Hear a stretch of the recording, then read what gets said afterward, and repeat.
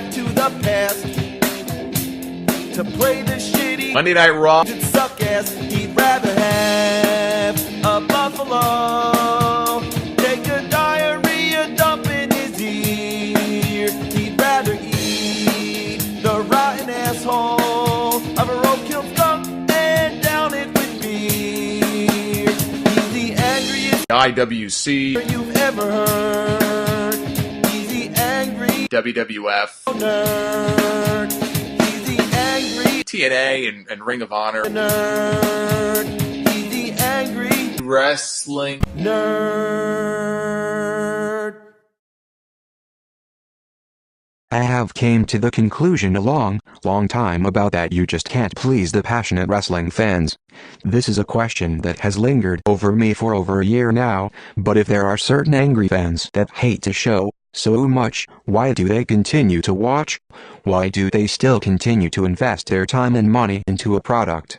Even just on the name of a product, they'll still whine and cry about the name instead of, I don't know, clearly explaining why they're not going to watch such a show, because of course they are. As much as they hate Great Balls of Fire with every fiber of their being, they're going to watch it live. Nothing says we're sick of the product like continuing to invest time and money into it.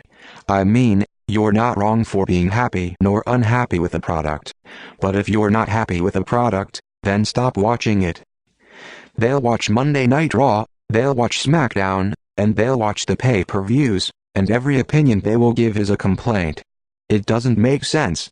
The core of their complaints is, I hate Roman Reigns, why are they pushing him? They never give us what we want, Vince is so stubborn and out of his mind, wah. There is just so much wrong with this narrow-minded argument. First of all, why do you hate Roman Reigns? Why does he bother you so badly? What is he doing that's ruining the show for you? Whether he is one of WWE's marquee stars or a dime a dozen curtain jerker, he's always going to be a part of the show, and the same goes for many of the talents that you do like, that you do want pushed. Why are these fans acting like such babies over something so insignificant such as this? They take this so seriously. They literally lose sleep over Roman Reigns. Why? Why do you lose sleep over a fictional television character? You are totally entitled to react to who you like and not react to who you don't like. That's normal. Every fan will have a distinct taste of talents they love and hate. Not being able to wrestle, bad acting skills, and more are valid arguments as to why certain fans wouldn't like certain wrestlers. What's not a valid argument is how, I hate Roman Reigns because he's Vince's hand-picked guy and not our guy, because that has not been a real concern in the years that they have coexisted. It's only been a concern to those who create such concern in their own minds. It's crystal clear to me that Reigns is the face of the company. He's popular with families who buy all his merchandise, and you can't make the argument that he's not popular. You clearly don't have to like him, you're not wrong for not liking him, but they have more to lose if they gave in to the demands of the bitter internet fans. Reigns is the main reason why tons of wrestling marks drive all the way out of state just to appear on Raw to boo him out of the building. WWE doesn't care who's in their stands as long as people are in their stands. If Roman Reigns wasn't attracting attention to the product, then he would have been replaced a long time ago. If it wasn't going to be Reigns, then it would be somebody else. Just because Roman Reigns is one of WWE's top talents doesn't mean this spells doom for everybody else in the company. Does this automatically mean that Vince is just going to get rid of all of the internet darlings? No. Is your precious Tyler Breeze going to just disappear next week? No, he never has. Just because he's not getting the monster push doesn't mean he's miserable working for the top wrestling promotion on earth. The guy's incredibly lucky to have the job that he does. Nobody but me seems to understand that, and that's so sad. It's so sad to hear that while Tyler Breeze is living out every wrestler's dream, we got these oddball podcasters and fans that claim themselves to be wrestling geniuses, that have no clue at all how good he has it, who go on blood-curdling rants every other week over how he's not on the level that he should be. Give me a goddamn break. The reality is that he gets to live the life of a traveling WWE performer, and that's just about what any indie wrestler could ever ask for. But to these hardcore wrestling fans and podcasters, That clearly isn't enough. He has to be pushed to the moon or else they'll get so butthurt. Have mercy. God forbid human beings are trying to manage a company 24/7. Would you rather have him still be in Canada wrestling in somebody's backyard? Didn't think so. Despite Reigns and his main character status, WWE has provided you with countless new stars over the years. That has never stopped. You wanted Kevin Owens as Universal Champion? Done. You wanted Finn Balor as Universal Champion? Done. You wanted Bray Wyatt as WWE Champion? Done. You wanted Neville to join the Cruiserweight division and be the Cruiserweight Champion? Done. You wanted Cesaro to get to Stronger Pretense on television? Done.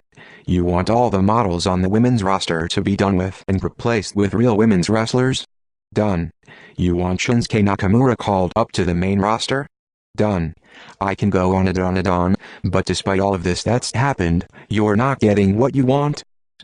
Wrestling fans are just never satisfied.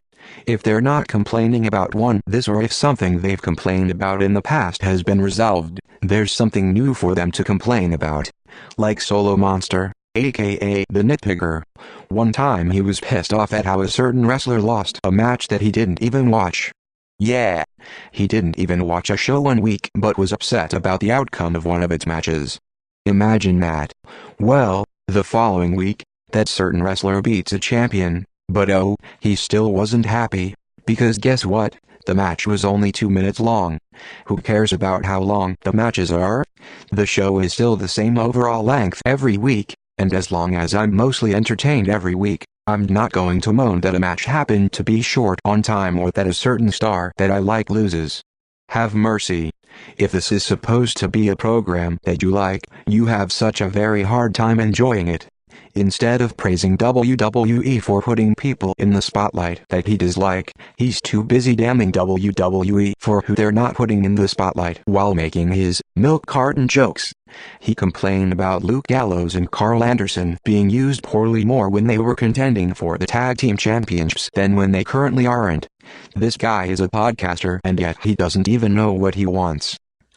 I'm not saying that every wrestling fan is like this.